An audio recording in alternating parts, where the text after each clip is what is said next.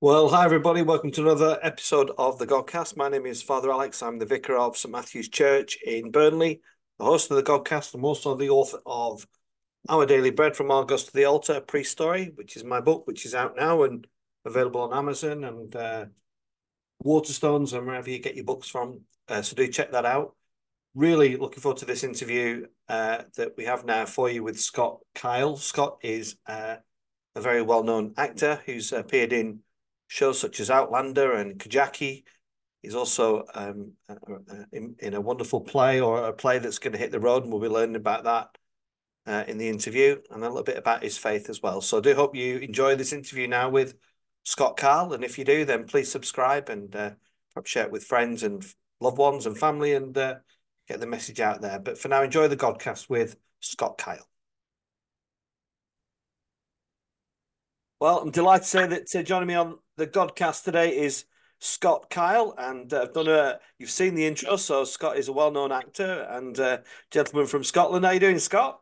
I'm very well, thank you. How are you doing yourself? I'm okay. I'm all right. Thanks very much for coming on the Godcast. It looks like you're parked up there. You're up in Scotland as we speak. Yes, I am, and so I've just ran from one meeting I was having there, and this is the quiet space I could find in the car. So here I am.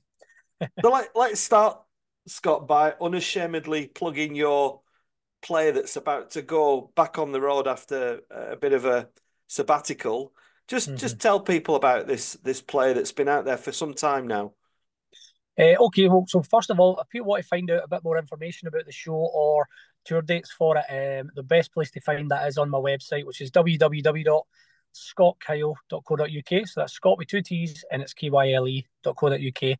So that bit means I don't forget that. So yeah, the theatre show. So a short history on it. I found the play in a library almost 2 decades ago. We started off touring it in the back room, a working men's clubs and pubs and stuff, because the theatres weren't too keen on it. Over the course of a 5 year period, we built the biggest show in Scotland. This was without any financial backing or any financial support. It was literally just me with a backpack on, putting leaflets through letterboxes until we filled the theatres.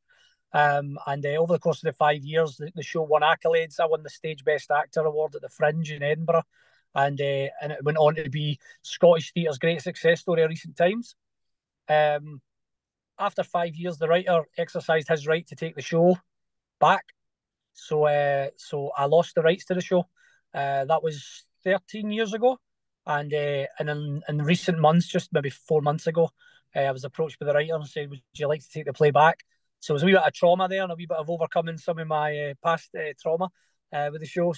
But ultimately, I decided to take the show on. But the premise of the show and the reason I did take the show back is I had a bit of unfinished business with it, and it's an incredible piece of theatre.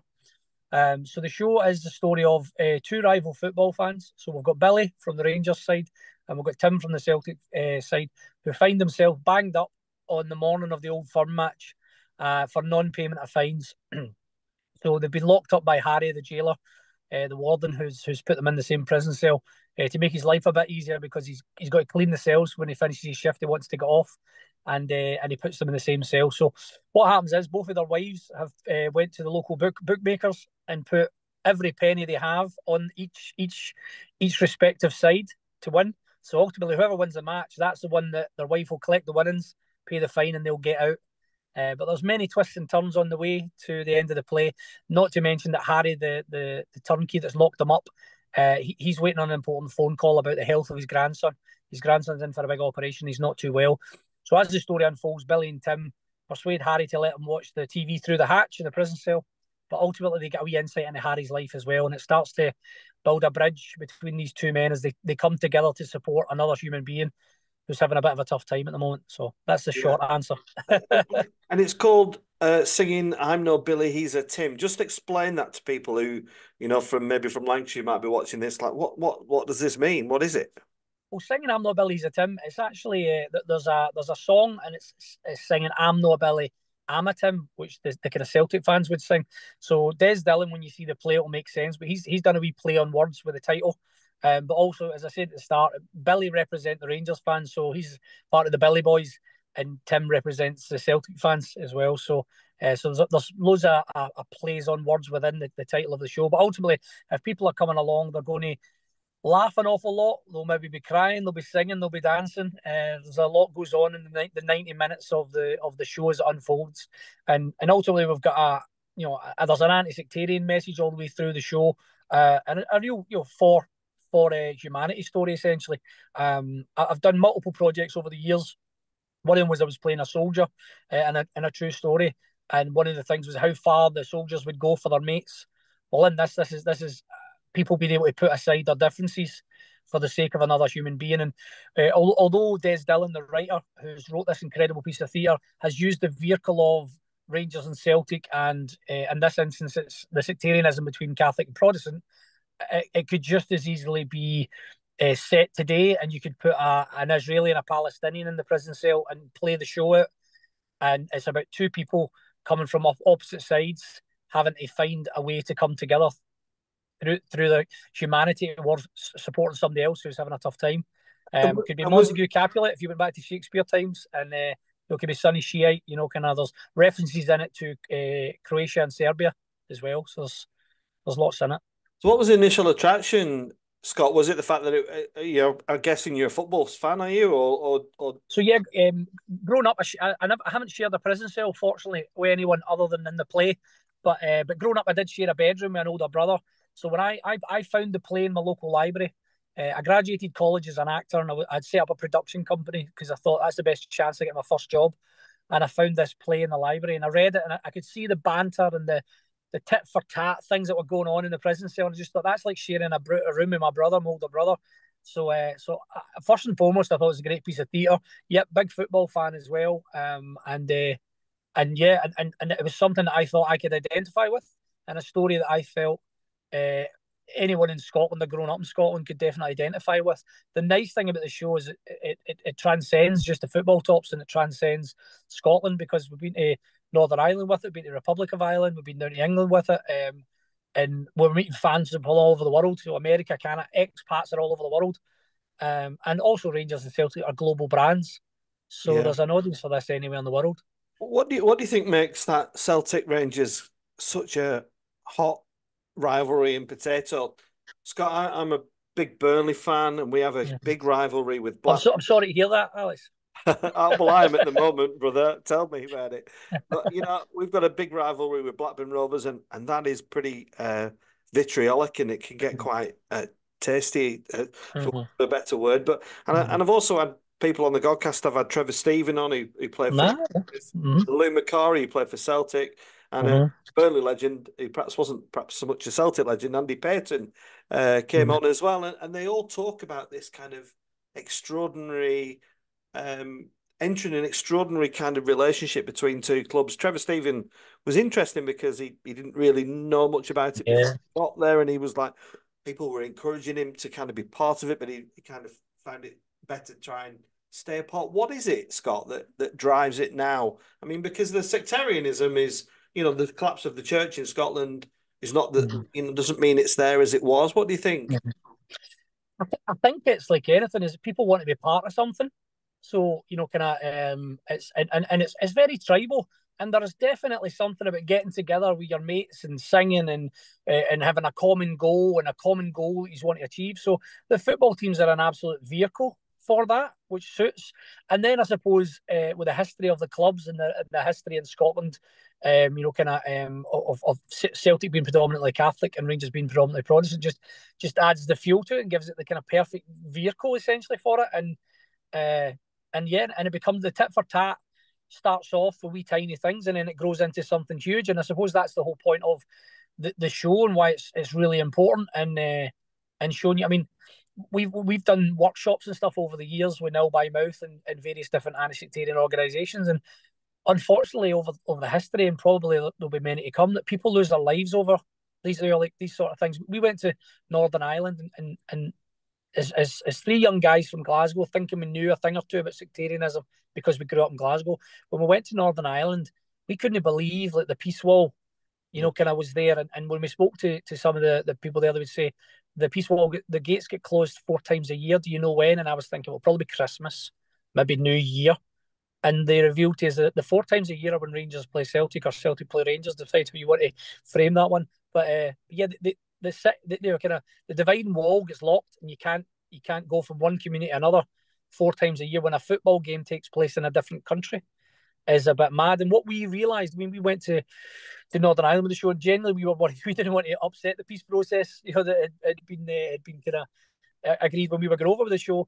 But what the feedback we got from people was they were laughing, going, we're watching two Glaswegians going, what's it got to do with yous? And what we learned as well as a cast was people in Northern Ireland have had to live with the consequences of sectarianism. In Scotland, there's such a thing as kind of like on the day that match that not so much it's accepted, but people, the tribes get together either side of the city, and they as I said to you, they get tribal. They get all their venom and the blood pumping and everything, and they sing and they say things, and the next day they would never repeat in their workplaces. But for that 90 minutes or whatever, that tribal, that belonging to something, kind of that kicks in, that animalistic instinct to be part of the pack kicks in for either side.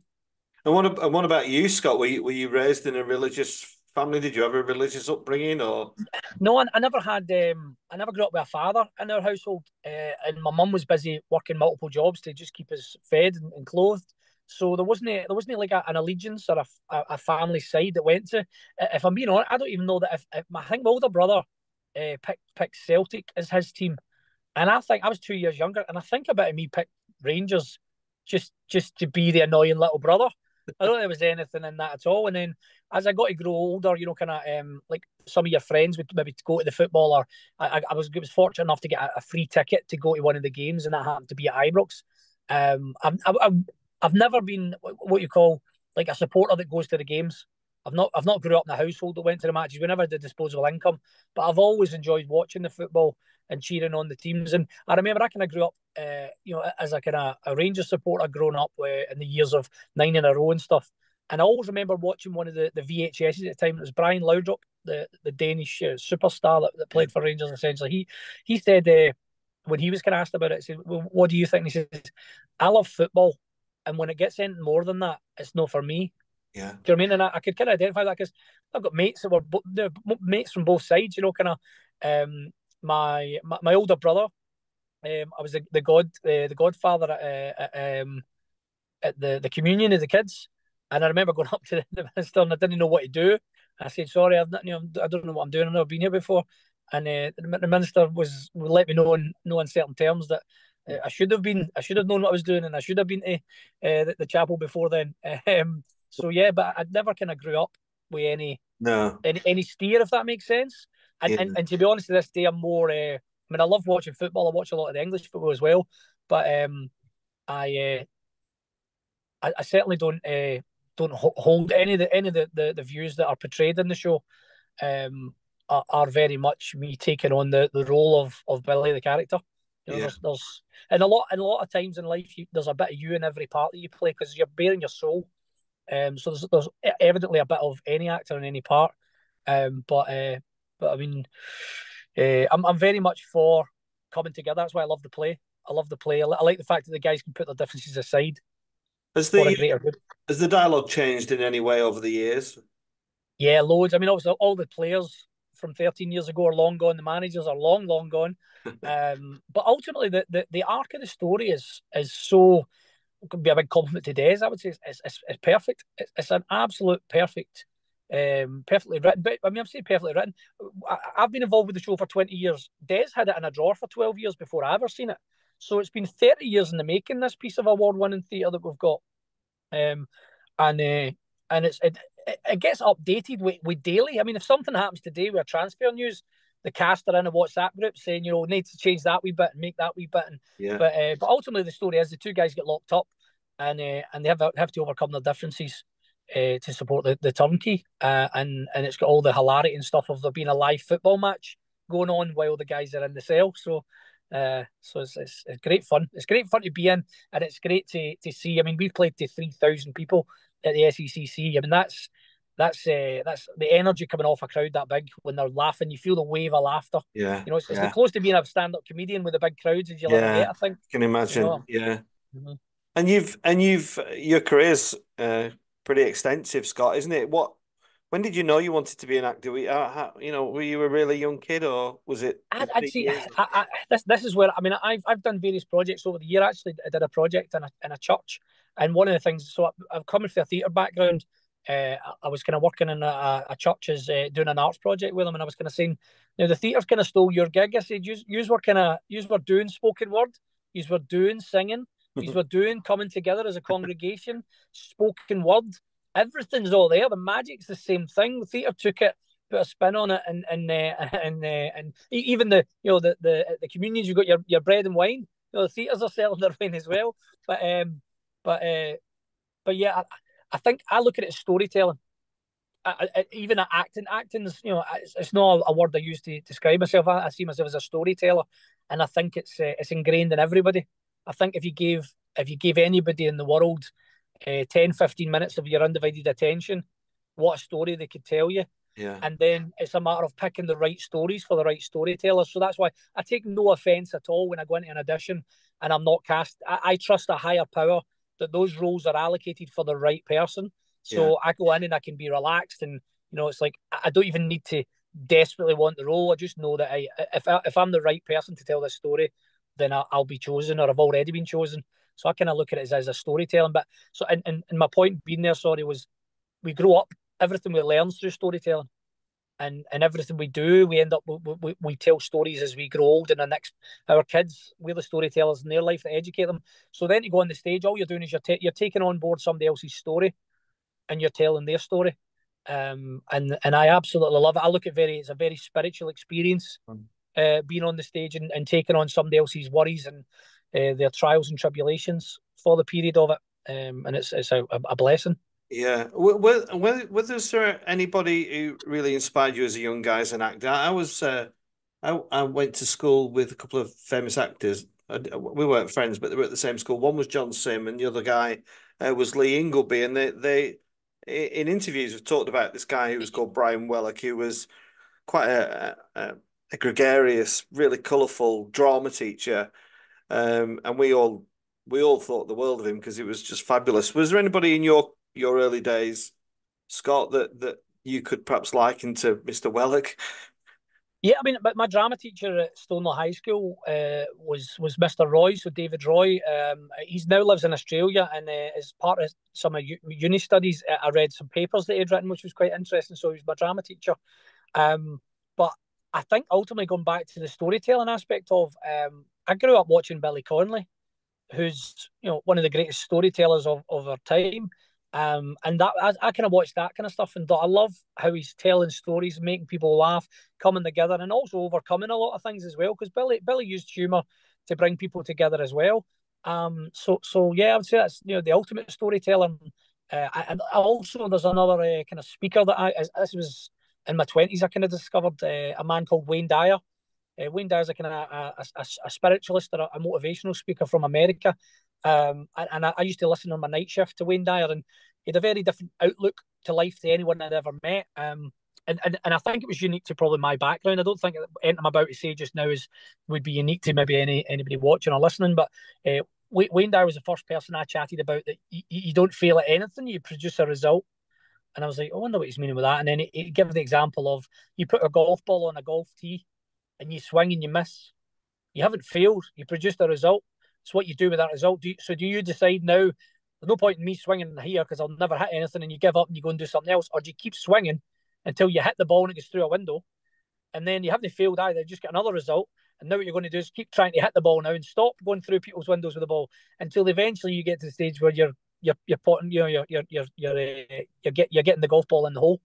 And Yeah. nobody'd ever, like, I always thought, if I couldn't win the 100-meter race, I don't know why I run it. Yeah, I What's think the point there's in running if I'm second? yeah. I'd never met anybody that thought that way. And you're not competing against anybody else. You're competing against yourself from yesterday. So am I better today than I was yesterday? So the idea of the analogy now is I like to think I'm a teacher and stuff. I teach workshops and stuff in drama. I wish now if I was in a high school doing teaching me, trying to get me to do the 100 meters when I think I'm the second fastest, I'm not doing it. I would put on the board. I'd get everybody to run the 100 meters at a time. Everyone, and give them their time, and in a month's time, I'd run the 100 meters again, and the leaderboard would be on improvement. So you might have wee George who ran it in 20 seconds, and everybody was laughing at him because he was the slowest. And then next month, he knocks 5 seconds off his time. So he's above Usain Bolt because Usain Bolt can't improve. He's stuck with the world records. He's at the bottom of the pile. Everybody else is improving. And that's how I look at things, because that means that everybody can improve essentially and get better and better, as opposed to at the moment, the leadership board would be, he's number one, you're number two. Well, I don't want to be number two, so I'm not doing it.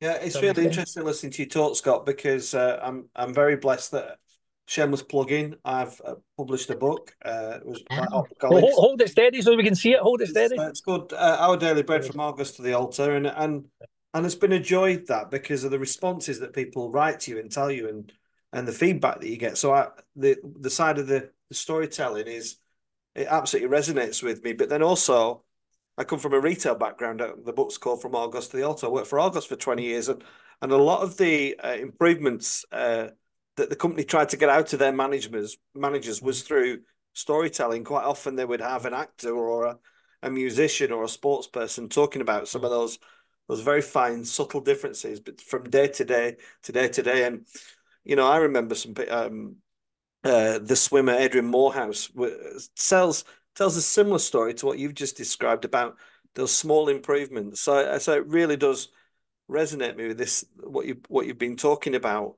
But then of course, Scott, you go on and have you appear in some really big stuff, don't you? I mean, where was your big break, Scott, in the acting world? It's so difficult to watch a big break because what does it say? It takes 20 years to become an overnight success. My first big break was meeting my now wife. When I was 16 years old. Because at the age of 21, she said, "Why don't you go to college and do college?" And then I went to do acting at college. I didn't even know what a monologue was. So my next big break was when the college lecturers, I don't know if they took pity on me, and they let this kid that had turned up without a monologue, without an audition piece to an acting course, and they let me on the course.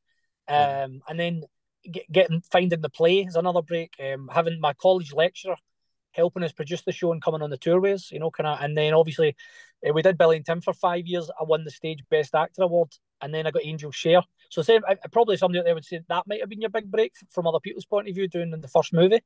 I got cast by Ken Loach, who's a legendary UK British filmmaker and director, and he cast me in his movie The Angel Share, and that was a blessing. I think it was another blessing of working with Ken. His style of making movies was very much storytelling. He would give you a scenario and say, right, this is a scenario we're filming today.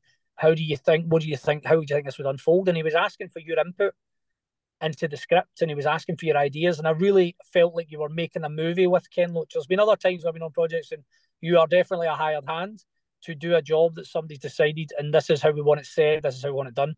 With Ken, it was like, let's try it all different ways. And then before he would wrap and say we're locking that off, he'd say, "Do you want to have another one?" And just go with whatever feels. And I love that freedom to go, right, I can, I might not use it, but at least I felt that all my ideas and stuff were let out. I got a chance to show all I was capable of. And in the editing suite, they can decide what they want to use. From there, it was a very different project. I went and did Kajaki, which is a British war movie. So it was by the producers of The King's Speech, so Academy Award winners. And it was the story of British paratroopers trapped in a minefield in Afghanistan. And I played a real person in Stu Pearson, and that was a different thing because I was phoning Stu the night before the movie, filming the next day to say, "This is what I've got in front of me as a script. Is that accurate? Is that right? This is what I'm thinking of doing. Is that okay? Is that what you think?" And then after that, I would phone him and say, "This is what I was allowed to do. This is what I did. I don't know if they'll use it, but I tried to stay as true to what you told me as I could." And then you go into Outlander, and it's different. That's probably the biggest thing, one of the biggest American TV shows in the world. And I went in on season 2. So they've already been doing it for a year, maybe 2 years. So all the relationships have been formulated and stuff like that. So it was a case of kind of going in and trying to get on with everybody, be liked, and get invited back. So I mean, they've all been wonderful experiences. So I don't know if there's one big moment because I'm in a constant journey. Getting the playback, taking back the Billy and Tim show after 13 years is another break. And there's been tough times as well. There's been times you don't get things, and sometimes that's a break that you don't see at the time. Losing the play was a break. I mean, the opening, I'm a bit like you, Alex. I've been writing a book for 5 years, and the opening chapter of the book is the night I lost the play. opened the book by saying I built the biggest show in Scotland on the back of a bag of leaflets on my back, and I leafleted the whole of Scotland until we filled every theatre we played, and we built the biggest show in Scotland. And because I wasn't a great businessman and I was naive, I didn't get a long-term written contract in place for the show, and therefore I lost my business just one night, when the writer decided, right, the rights have expired, I'm going to do it myself now. But at the time, it didn't feel like a break. It didn't feel like it was a positive thing. But joining the dots, looking back, it was perfect. And now, getting the show back, when I started writing the book 5 years ago, I had no idea I was going to get the playback. So I wrote the first chapter, not knowing that the last chapter was going to be getting the show back. Yeah. So I've got a perfect bookend to the story and a perfect arc that I had no idea was going to be when you started on the adventure. And I think that's a metaphor for life, isn't it? Sometimes you end up back somewhere and you've grown. Was it The Alchemist by Paulo Coelho? You end up back where you started, and you've the purpose was you had to go through it to learn. Yeah, I've been having some quite philosophical chats with my brother about joining all the dots up in your life, and it's quite interesting, isn't it? Just talking about Kajaki, Scott. I mean, I don't watch a huge amount of films, but that is a film that, it blew me away, literally. I mean, no pun, of course. It was really intense. Was it as intense to make it as it was to watch it? Yeah, we were in the desert for 6 weeks, and the project is a fascinating project. Paul Catus and Pucker Films, who made it, hats off to them. Anybody making a movie, it's a huge project, and they scripted and scraped and begged and borrowed to get that movie made. That's an incredible story itself. But the MOD and stuff had agreed to sign up to lend Chinook helicopters and stuff that you just couldn't get the budget for. You're not going to find the money for some of the stuff that we were getting free of charge. And then in the run up to the movie, I don't know if they've seen the script, and that there was a court case and all that involved and everything that went on with the real story. And I think they just maybe decided not to be involved anymore. So the production kept getting delayed. So when we went there, we were under a bit of time pressure to get it done. And also, it's a real story. You're representing someone who's going to watch that and be immortalized on the screen to all their friends and family. And the last thing you'd want to do is, the way probably Scottish folk, people say, "Oh, I've seen Braveheart," and they go, "But that's not the real story. That's not accurate. That's Hollywooded." We wouldn't have wanted any of the guys involved in the real incidents to have to explain to MD they met that, "Oh no, that they did no, that's not what happened. That was just Hollywood." So there was a real pressure on us to get it right, and thankfully, Stu Pearson, who I played, and all the other guys that were involved in the incident that we spoke to, said it was 99.9%. You couldn't. I mean, they when I was sending them pictures of the wadi that the Jordanian military had built for us, they were going, "Is that actual reference photos from the original sites?" And I'm going, "No, this is what they've made. It's phenomenal." So yeah, it was a huge pressure, thoroughly rewarding at the end of it when you're sitting in the cinema with the friends and family and loved ones. And David Elliott, who played the lead in it, he played Corporal Mark Wright, who sadly lost his life in the events that took place on that day. He won the Scottish BAFTA for his role, and he pipped David Tennant and Robert Carlyle to the BAFTA. So that was really a nice icing on the cake, because David had the lead role in a movie, but he had the toughest role in the sense that I could speak to Stu Pearson, who I was playing, and I could ask him certain things, and I could even have a bit of banter. But the banter I would have with Stu, I'd say, "Look, Stu, if you see the movie and you think that you're not very good in it, I want you to know that I've won awards for acting. So it's just that you're a bad paratrooper because I'm a really good actor, right?" You could have a laugh. And genuinely, though, Alex, that was taking the pressure and stuff off of me a wee bit. And but David didn't have that with Mark, because Mark lost his life. So David had to speak to Mark's fiance, and he had to speak to Mark's mum and dad and stuff. And when we went to the night out, we're all meeting each other like a first date. I was getting to meet Stu for the first time. David didn't have his guy there physically. I'm sure he was there spiritually, but he wasn't there physically. And it was really nice for that David won the BAFTA for it, because it was a huge responsibility, and the weight of not just the men that were Mark's family first and foremost, but the men that were in the Wadi that day, then the paratrooper regiment, then the British military in general. There was a huge responsibility on getting that right, and I think David felt that on his shoulders as the lead in it, and he was fantastic off and on camera. It was fantastic in bringing everyone together. And when you do these parts, Scott, do they stay with you? I mean, after Kajaki, for example, was there, and you go home and you put your feet up for a little rest? Do you think, my goodness, do you think about war? Do you think about the effects of war? Just explain that, what But it's like for an actor. yeah, but well, as I said earlier on, there's a bit of your soul in every part you play, right? Because really, it's about taking the mask off. To me, acting's taking the mask off and bearing a bit of your soul in there. Because people watch it and they want to believe it. So therefore, you have to put yourself in those circumstances. So in as much as I could be, I was in that minefield. It was my leg that got blown off when I stood on the mine, as much as it could be. And I said that to Stu. We used to chat, and I said nobody knows what the men went through that day, right? Nobody other than the guys that were there. But we did 6 weeks of recreating that day, so we're as close a second as anyone will ever get. And there was moments when I was lying on the desert floor, thinking, my foot was buried in the soil, and I had a kind of prosthetic leg on, and I was there for maybe 8 or 10 hours with the sun burning me while we filmed Run About Me. And I'm thinking Stu was here for real. He was bleeding out. He didn't have the luxury of ice water and umbrellas in a 5-star hotel. He was fighting for his life, and I don't mean fighting his life with shooting weapons or anything. There was no not shot fired in Kajaki. It was about fighting for your life to survive till the rescuers came, trying to stay conscious, trying to support your mates. So yeah, outside of it, I jumped out an aeroplane with Stu to raise money for his prosthetic leg. And he took great pleasure in telling me, as a paratrooper, he's broke his ankles, various ankles, before he lost one of them with the landing. And I'm like, oh, thanks. Now he tells me that was in the way up in the plane. He was telling me that. Because if you don't lift your legs right in the landing, you can break your ankles when you're coming off the parachute jump. So stuff like that, I'll live with me forever. Yeah. And the bond we have with the guys from the movie. They're all coming to see the show in London. They're coming to see my show. Sunday night in London sold out, and it's pretty much the whole Kajaki cast, the crew, the producers, the directors. So it's like a VIP night. That'd be lovely. Where all my That'd be great for you, wouldn't it? It'd be great to see them all. Yeah.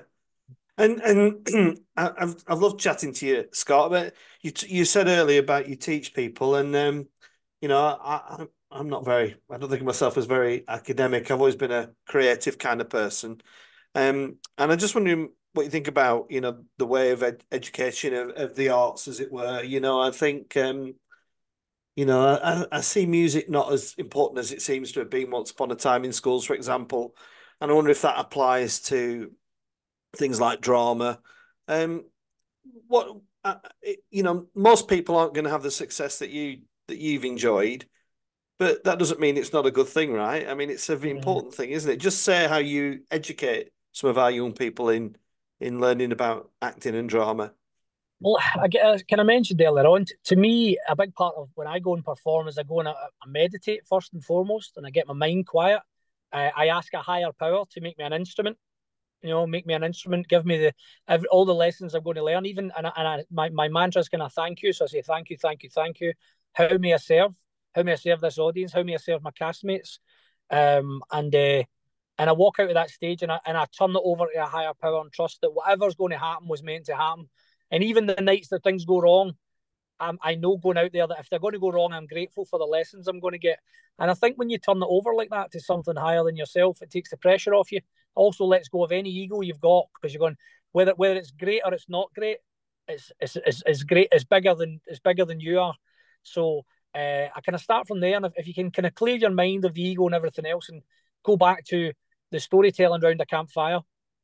We used to, it's a human necessity to share stories. We used to sit around, cavemen and women sat around the fire, and the storytellers would tell a story. And then it grew and evolved into using costumes and all different things. And then we invented, obviously, the radio, then the TV, and now people sit and binge Netflix. Yeah. To me, it's still the magical thing of sharing stories. And I think anybody can do that. And that's what means that I don't label it as a success or this or that. I've played the roles I was meant to be. Hopefully there's more ahead of me, and if there's not, I'm okay with that as well. But there's a role out there for everyone. You found this through the podcast. You're spreading a message and stories through the podcast, so everybody can do it in a different way, shape or form. And I think the big thing is not to attach an outcome to it. Don't think that being an Outlander that's the goal, or being in a movie, or being anything. Just if you've got an audience and you can tell a story, you're successful. Then that's because that's what storytelling is. I've sat here and told many stories to you. I tell stories to the kids. I tell stories in the classes. Because that's you are a storyteller. Everyone's a storyteller, and I think everyone's got a great story. Yeah, and it's so diverse, isn't it? I was thinking when you said before about Billy Connolly. Jasper Carrot was my storyteller. You know, I just thought he was so funny. But I mean, I'm 54, and I've only recently discovered some. I went to see Romeo and Juliet by Shakespeare, and I was in floods of tears. And that is the diversity of storytelling, isn't it?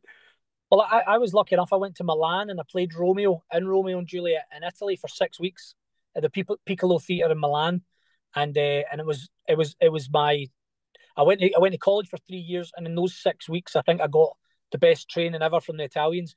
Harsh lessons at some points because they're all athletes and they're all very very fit, and the director said British actors don't move. That was the note that the British. It was a bilingual cast, so there was Italian actors and British actors, and she said you don't move, you act with your voice, you just use your voice, you don't actually physically move. And also the Italians are very expressive, so I learned loads there. But one of the things that I went over and I was playing the romantic Romeo. Oh, but soft, what lights are you on when the breaks? And she said to me, Romeo's in a gang, Scott, right? And that's why you were cast. She said, Romeo murders somebody in the story, and he's a young man full of testosterone, and maybe he's been drinking or anything else. He says, and when he climbs over that wall and he goes into that balcony and he sees Juliet on that balcony, he is going there to take the prize. He is going there to get, well, he sees what he wants and he's off. And the only reason that nothing happens that night is because Juliet's so strong and she talks him down.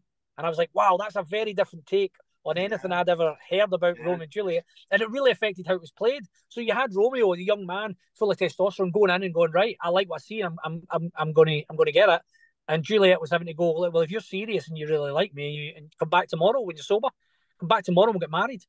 Kind of that really changed the dynamic of how that was played, and it's an incredible story. And going back to what I said about Billy and Tim, could be Montague Capulet in that prison cell. It could be Romeo and Tybalt. Yeah, They're locked together to sort it out, and Juliet's away to raise to pay the fines. So universal. I mean, Romeo and Juliet will be there forever because it's a story that everybody can identify with. We've all fell in love and head over heels with somebody at some point, and the same situation I say with Billy and Tim. Everybody's in a rivalry. It could be your brother, it could be a family member. At some point, you've had somebody and you go, I can't stand that person. Well, that's Billy and Tim's that, and then you have to come together and grow up a wee bit as you go through the life. Yeah, So, yeah. Scott, it's been really lovely chatting to you. You're a top guy, and now I need to go online and just find out if you're coming to Manchester or somewhere. I mean, you must be, you're right. we're coming to Stockport's the nearest. All right. Well, I'm going to go on Yeah. and see if I can get myself a ticket and come along and see it and wish you really well. I know you've been promoting it and ticket sales are going well, so it's going to be a busy year for you. And then Yeah, we kick off in April. We've got our kind of our first Scottish shows, kind of one of our warm up shows at Glasgow Community Hall, and then we're off to London for 2 weeks. We'll get Belfast already, so it's going to be a very busy. I think we're on until October 2025, so I'm very busy at the weekends for the next 2 years. oh well, good luck with it, Scott. Thanks ever so much for coming on the Godcast. And anybody else, hopefully people who enjoyed this chat and checking out. There's over 170 odd interviews with people from faith, people with no faith, musicians, authors, actors, politicians, something for everybody. So, Scott, for now, thanks so much for coming on the Godcast. Thank you. No worries. Thank you very much for having me.